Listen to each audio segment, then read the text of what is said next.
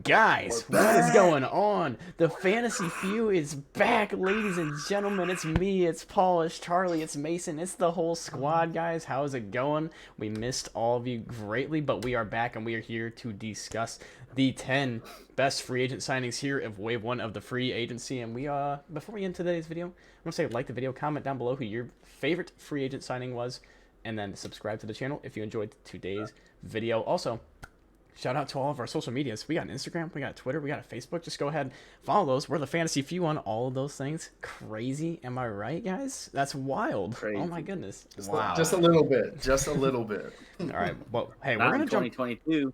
we're gonna jump right into this list, right? And we're gonna start with the one honorable mention that we have that Mason literally forced and begged us to put into the list while we were making it. He was every single person we got done with, he would say, wait a minute, did we put Christian Kirk in the list yet? And we were like, no, and we still are not planning on doing so. Mason, do you want to explain why you wanted him on the list by chance? Man, Christian Kirk. Now, I get it. Never had a 1,000-yard season as a wide receiver. I think he's going to be okay down in Jacksonville. Did he get an absurd amount of money? Yes, way too much money. But you had to pay the man to come to Jacksonville. Nobody wants to go to Jacksonville right now. I think the whole team is doing great. I think he's going to find a nice spot on that offense, and that's why I think he deserves to be on the list. We can move on. Hold on now. Before we move on, two great things. Christian Kirk in Jacksonville. Jacksonville's known for two things. One, Duval! And number two, having the best Applebee's in America. Thanks, Deadpool, for giving us that shout out. Horrible signing, too much money, and let's move on now. He's the third highest paid receiver in NFL history now? Let's go. Good job, Christian Kirk, securing the bag, never getting over 1,000 receiving yards. Congratulations, buddy. I'm proud of you. It'll change. It will not change. Going into number 10, we got Russell Gage. And, personally, I kind of wanted him higher on this list because I think his addition to the Tampa Bay Buccaneers is going to just make that offense even better than what we expected it to be this year. The return of Tom Brady is real. You still got Godwin. You still got Mike Evans. Gronkowski will probably be back. I think Russell Gage has great potential to be a fantastic receiver in this offense, like 750, Huge 800 fantasy yards. value this year. Going to be a late-round draft pick, probably. Yeah, for real. Paul, you got anything to add on that? With Russell Gage, me and Charlie kind of spoke about it earlier before recording, that we kind of see him almost playing that same AB role that he played last year, younger, a healthy version of AB, I guess you could call him. And we seen how much Tom Brady relied on him, how much he tried to go to him. And in coincidence with that, Russell Gage, he thought he got pranked when Tom Brady himself called to recruit him down to Tampa. So I think Tom Brady has nothing but respect for this kid. I think he's going to try to utilize him in this offense. Like you said, they still got Mike Evans and Chris Godwin. Hopefully Godwin can come back healthy off the ACL. But I think this is a very underrated signing, and I think Russell Gage is going to be a hot commodity come if he doesn't get drafted the first set of waivers during the season. So the only downside when it is in his career, dating back a little bit to his days at LSU, he was outshined by lesser receivers in that program. I'm not saying that's affecting his pro career, but we potentially could see something here. However, I do like the signing and the upside it provides towards the fantasy commissioners and players in the future as a sleeper pick, late round sleeper pick, definitely. Yeah, I completely agree with that. We're going to move on to number 9, and I'm just going to send things right back over to Charlie for this one because I know how much of a fan Charlie is of the signing of Myles Jack to the Pittsburgh Steelers. He thinks it's the perfect fit. We were kind of up and down on where to put him on the list, but he ended up at number 9, and I don't know how happy Charlie is about that. So, Myles Jack going to the Pittsburgh Steelers is the perfect partnering, not only for his play style, but the organization. You think of the Pittsburgh Steelers' legacy at linebacker and being able to be virtuosos, do it all from every aspect, whether it's run stopping or pass support. Myles Jack has proven he can do that in a far lesser defense in Jacksonville. So this is a perfect signing for the Pittsburgh Steelers. And not only does he have that, the rest of the other 10 guys around him, but he has the coaching coming from Brian Flores, who was a linebacker check. And those Miami Dolphin teams of the past 3 years that have been so productive on defense, the most productive spot besides Howard from guys that you may have never heard. So I'm just going out on a limb here and saying, if Myles Jack stays healthy throughout the season and somehow Mitch Trubisky regains some mastery, I think Pittsburgh could be a sleeper for a wild card spot this year. Let's go. I don't agree, but I don't really want to argue that too much. I don't think the Steelers are going to be worth anything this year, if I'm being honest. But we're going to move into number 8. They're going to be tough. We're going to move into number 8, and it's Hold the on. guy. I just want to jump into Myles Jack real quick. No. I want to jump in on him real quick. Again, kind of like Charlie spoke about being a defensive juggernaut. Myles Jack is a jack of all trades, pun intended. Think of their safety that they just grabbed from Miami a couple years ago. Minka Fitzpatrick. Alabama. Minka Fitzpatrick, exactly. He is a hybrid safety linebacker. Myles Jack is the same type of guy. He can play inside linebacker, outside linebacker, all over the place. You could probably move him to safety if you had to. For crying out loud, this kid played running back at UCLA in college. Like, he played both sides of the ball. He literally played both ways. Defensive linebacker, and he was playing running back for a little bit. This dude is going to be a stud. Like Charlie said, I think he's going to take over and fit perfectly alongside Devin Bush. And I think this defense is going to show shades of what they used to be. I'm not going to call them the Iron Curtain or the Steel Curtain, whatever they were in the 70s.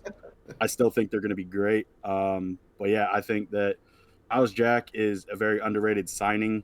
I'd like to see him a little higher on the list, but 9's fine. Go ahead. I'm so sorry if I had to cut you off. You know why I don't like the Steelers? It's because of their offense. And the number 8 guy on this list is a guy who specifically is no longer going to be on that offense and who was, in my opinion, the best receiver that they had. So now they are down to no good receivers, in my opinion. I don't like Deontay Johnson. You guys know that. You guys know I don't like Deontay. Solid.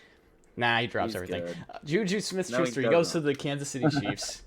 So he's our number 8 guy. I think that acquisition for the Chiefs is going to be ginormous. Pair him up with Tyreek Hill, man. I don't know. It was kind of a perfect signing, the way that Juju complements Tyreek Hill. Tyreek Hill can keep doing his downhill stuff, but now Juju actually warrants some attention as opposed to, Mecole Hardman being the number 2 guy who is worth nothing, in my opinion.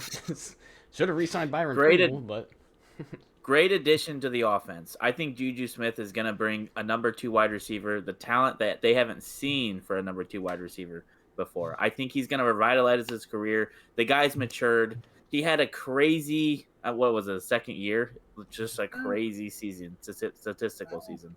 For being as young as he was, everyone saw him as the next best wide receiver, okay? He fell off way off after that. I think he's going to revitalize his career. I think it's a great signing by the Chiefs. I think that's why we got him at number 8. I was going to say, why do you think he had that season where he went off? Is because he played alongside one of the greatest receivers to ever play the game, Antonio Brown. Yeah. Now he's, besides Tyreek Hill, who is one of the greatest receivers of this generation thus far. He has been a 1,400-yard receiver for like the past 3 seasons, I think. So he, once again, gets to fit that role of number 2, and I think that's going to benefit him greatly.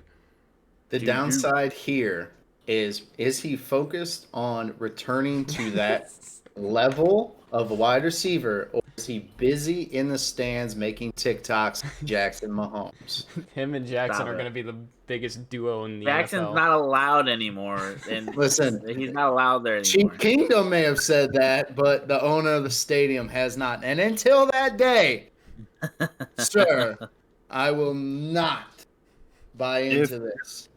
If I stand corrected, isn't the owner of the stadium Patrick Mahomes, his older brother, one that they paid $500 million to for the next 10 years? Just because they signed those checks. Jackson stay home.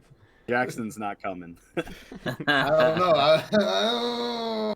All right, let's move on. Number 7, we got Hassan Reddick going to the Philadelphia Eagles. Huge. So yeah, I was saying you guys are huge fans of that, so I'll let you guys kind of speak on that one a little bit. Mason, Does anybody want?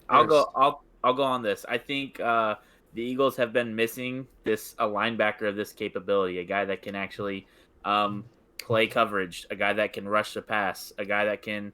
I don't really think he fits that inside linebacker role. But I do believe with the Eagles' first 3 draft picks, they're going to go heavy on defense. They need to draft an inside linebacker. They need to draft a safety. I think Hassan Reddick is going to be a perfect addition to this defense once they fill the holes that's necessary on this defense. Just a great signing overall. I think the guy's going to have production. That's all I've got to say on that. I mean, you look at Hassan Reddick and what when he came into the league for Arizona, he was dubbed as a raw prospect, and they lined him up opposite of Chandler Jones. He got the benefit of that deal. However, when people realized how dangerous he was, they started putting that extra tight end to his, and his production fell off. And people began to question if he could live up to that level that he experienced early on. And this past season in Carolina, I mean, Carolina. You gonna cry? No. Carolina had one of those sneaky defenses where if you didn't come to play, they would put their fist down your throat and make you remember. And Hassan Reddick was definitely one of those guys. Making you dredge that. And I mean, with Philadelphia, I don't agree with you on them spending their 3 draft picks all on. They gotta, focus other places. Them at least spending a safety. Hassan Reddick allows them to not waste one of those highly coveted picks on a pass rusher because he will take care of that. And they re-signed Fletcher Cox. What happens on the opposite. 3-4 defense in Philly. It's going to be a nice change, and Hassan Reddick can provide that gap, that bridging point, if you will. I like that. I like it. Well, sticking to more pass rushers, let's go on to number 6. We got Chandler Jones going to the Las Vegas Raiders. I personally think this is a huge one. I think, dude, everything that the Raiders have done this offseason has been fantastic. Everybody kind of wrote them off last year.